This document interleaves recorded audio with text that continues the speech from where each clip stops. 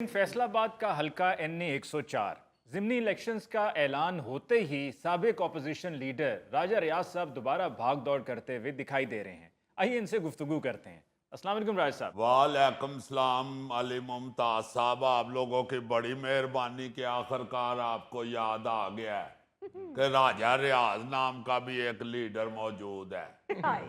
हालांकि जिस तरह जंगल में शेर एक ही होता है, इसी तरह पाकिस्तान में राजा भी एक ही है। वाह, लेकिन राजा साहब, पिंडी में तो हर दूसरा बंदा राजा होता है। मैंने खुद राजा बाजार जाके देखा है। चलो फिर तुसी गल कर लो। हद हो गई है, आप लोगों को राजे राजे के फर्क का भी नहीं पता। इस तरह तो जंगल में भी शेर के बहन भाई भी होते हैं, कजन भी होते हैं, शेर के बुजुर्ग भी होते हैं, उसके दोस्त भी होते हैं, मगर जो जंगल का बादशाह होता है वो एक ही होता है। वाह, इसी तरह सियासत में भी राजा एक ही है। वाह। मगर हजूर, सियासत में भी तो और राजा हैं ना, जैसे कि राजा परवेज अशरफ साहब। यार वो पीपल पार्टी के हैं। हाँ। मैं नून लीग की बात कर रहा हूँ। अच्छा, आप बात को समझ ही नहीं रहे। नून लीग में तो राजा एक ही है ना।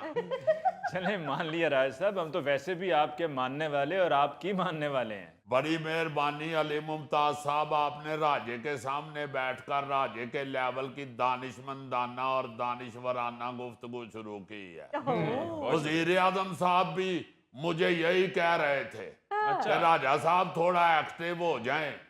वैसे तो हम तो आपके मानने वाले और आपकी मानने वालों में से हैं। राज साहब, पहले तो ये बताएं कि आप इतना अरसा सियासत से गायब कहाँ रहे? और जी गायब क्यों होना है? गायब तो वो होता है जो किसी का खाना होता है। अच्छा, आप अल्हम्दुलिल्लाह मेरी दोनों आंखों का तफसीली मुआयना करा सकते हैं। और मैंने खुद भी कई डॉक्टरों को दिखाया। अल्लाह के फजल से मैं किसी डॉक्टर का भी खाना नहीं निकला। हालांकि हर डॉक्टर ने मेरा तफसीली मुआयना किया है। एक आंख पे हाथ रख के उसने कहा, राजा साहब ये पढ़े जरा सामने क्या लिखा हुआ है। मोटे लफ्ज तो खैर मैंने फौरन पढ़ लिए, बरीक से बरीक भी मैंने पढ़े हैं। अभी भी आप देख लें, आपके सारे बंदों में से ये मुजफ्फर साहब से बरीक है और ये मुझे नजर आ रहा है। और आप ये देखें कि इस आंख से भी नजर आ रहा है और इस आंख से भी नजर आ रहा है। राजा साहब जरा ये देख के बताएं, हाँ ये क्या है? और ये आपने रेत की ट्राली सुटाई हुई है। वैसे भी अली मुमताज साहब गायब वो होते हैं जो मुखालफिन के पोस्टर पाड़ के बाहरले मुल्क में दौड़ जाते हैं। उनका तो आपको मालूम है गायब होना बनता भी है, क्योंकि उन्होंने पोस्टर पाड़े होते हैं। लेकिन मुझ जैसे हक सच की आवाज कहने वाले सीनियर लीडर का गायब होना बनता ही नहीं है। नहीं, सीनियर लीडर तो हैं आप राजा साहब, लेकिन किस पार्टी के? चलो फिर तुसी गल कर लवो। हद हो गई है यार, इन लोगों को आपने यही नहीं बताया हुआ राजा साहब की पार्टी कौन सी है। ये आप जानबूझ के आप मेरा चेजा ले रहे हैं। बात ये है कि आप सब लोगों को मालूम है कि मैं शुरू से ही हमेशा नून लीग का सीनियर लीडर रहा हूं। मगर राजा साहब और आप बस यार, इससे ज्यादा गड़े मुर्दे उखाड़ने की जरूरत नहीं है। मैं जहां भी रहा हूं, मैं ज़हनी तौर पे नून लीग में ही रहा हूं। इसीलिए मैं अली मुमताज साहब फेसबुक पर भी हमेशा अपने नाम से पहले सीनियर लीडर मुस्लिम लीग नून जरूर लिखता हूं, ताकि सनद रहे और बवक्ते जरूरत काम आ सके। और वैसे भी आप सोशल मीडिया के ऊपर जो मेरी पोस्टें देखते हैं, उसमें आपको नजर आता है कि मैं नून लीग के सीनियर तरीन लीडरान के साथ ही खड़ा होता हूँ। अच्छा राज साहब, ये तो बताएं कि अभी आपकी वजीर आजम साहब से मुलाकात हुई है, तो ये एक ही मुलाकात थी, लेकिन आपने पोस्ट में तो कई तस्वीरें लगाई हैं, कभी हाथ मिलाते हुए, कभी बात करते हुए, कभी साथ में खड़े हुए, कभी बैठे हुए।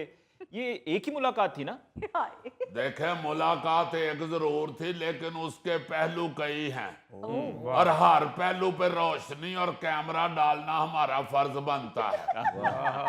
आजकल की मसरूफ जिंदगी में लोग भूल जाते हैं, इसलिए याद दिलाते रहना भी जरूरी होता है कि ये देखो, साथ खड़े होकर सिर्फ फोटो खिंचवा कर ग्रुप में से अपनी फोटो क्रैप नहीं कर ली, बल्कि तफसीली गुफ्तगू हुई है और हर अहम अमूर पे तबादला ख्यालात हुआ है। और जितनी लंबी मुलाकात थी, वजीर आजम साहब कभी खड़े हो जाते थे, फिर अदबन मुझे भी खड़े होना पड़ता था, कभी वो बैठ जाते थे, फिर अदबन मुझे भी साथ बैठना पड़ता था, कभी वो हंसते थे तो फिर मैंने हंसते हुए भी साथ फोटो बनवाई है। वाह क्या बात यह है कि हर पहलू के ऊपर रोशनी और कैमरा डालना होता है।